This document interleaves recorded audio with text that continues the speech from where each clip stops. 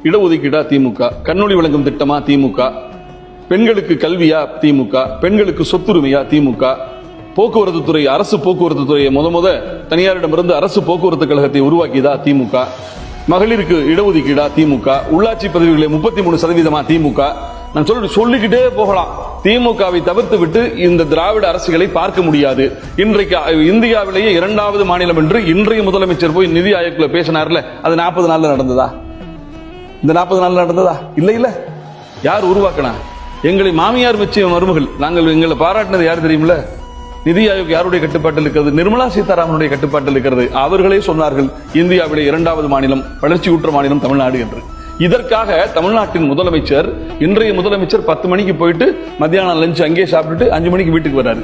காலை 10 மணிக்கு தொடர்ந்து 5 மணிக்கு முடித்துக் கொள்கிற அரசு ஊழியர் பதவி அல்ல, அலங்கார பதவி அல்ல, முதலமைச்சர் பதவி.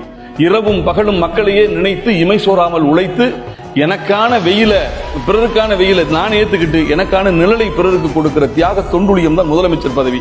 அந்த முதலமைச்சர் பதவிக்காக முத்துவேல் கருணாநிதி ஸ்டாலின் என்கின்ற ஒருவரின் உழைப்பை எக்காலத்திலும் நீங்கள யாரும் குறைத்து மதிப்பிட முடியும்.